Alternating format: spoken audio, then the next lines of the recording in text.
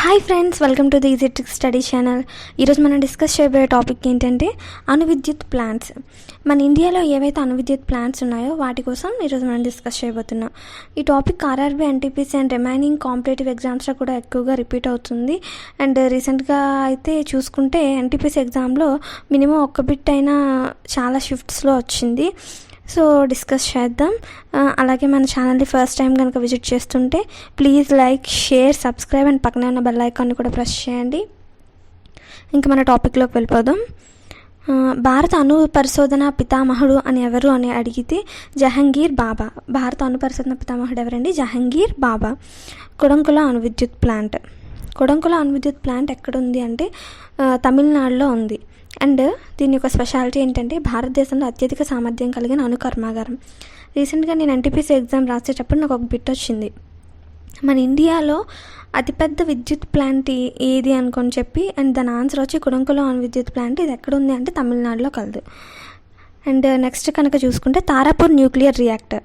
Tarapur nuclear reactor ఎక్కడుంది అంటే మహారాష్ట్రలో కలదు. అండ్ దీని స్పెషాలిటీ ఏంటంటే మన ఇండియాలోనే ఫస్ట్ పవర్ ప్లాంట్ ఏంటంటే తారాపూర్ న్యూక్లియర్ రియాక్టర్. అండ్ ఎప్పుడు దీన్ని నిర్మించారు అంటే 1969లో. ఇది ఎక్కడ ఉంది అంటే మహారాష్ట్ర. అండ్ దీనికి ఇంకో స్పెషాలిటీ కూడా ఉంది. ఈ రియాక్టర్ అనేది మన భారతదేశంలో రెండవ అత్యంత శక్తివంతమైనది. అండ్ నెక్స్ట్ రావత్ భట్ట అణువిద్యుత్ ప్లాంట్. రావత్ భట్ట అణువిద్యుత్ ప్లాంట్ ఎక్కడుందంటే రాజస్థాన్లో ఉంది.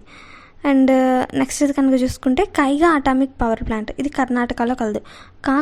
సో గుర్తుంటుంది అనుకుంటున్నాను. కైగా అటామిక్ పవర్ ప్లాంట్ ఎక్కడ ఉందంటే కర్ణాటకలో ఉంది. అండ్ కలపక్కం అణువిద్యుత్ ప్లాంట్. కలపక్క అణువిద్యుత్ ప్లాంట్ ఎక్కడ ఉంది అంటే తమిళనాడులో కలదు. ఈ తమిళనాడులో ఉన్నవన్నీ నేమ్స్ అన్నీ కొంచెం డిఫరెంట్గా ఉంటాయండి. సో దానివల్ల ఈజీ గుర్తుపెట్టుకోవచ్చు.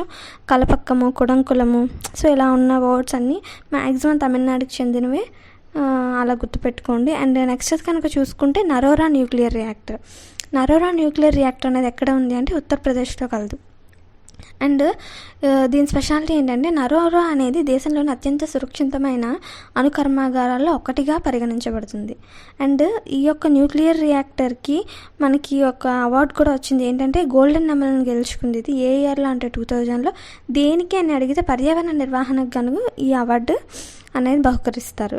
అండ్ నెక్స్ట్ చూసుకుంటే Kakrapar atomic power plant. Kakrapar atomic power plant అనేది ఎక్కడ ఉంది అంటే ఇది గుజరాత్లో కలదు.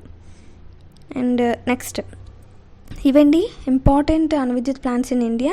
అండ్ ఇంకొంచెం దీనికోసం తెలుసుకుందాం. మొట్టమొదటి అణు పరీక్షలు జరిపిన ప్రదేశం ఏంటి, ఎక్కడ అని అడిగితే ఇది 1974లో మే 18న రాజస్థాన్లోని పోఖ్రాన్లో మొట్టమొదటి అణు పరీక్షలు జరిపించారు.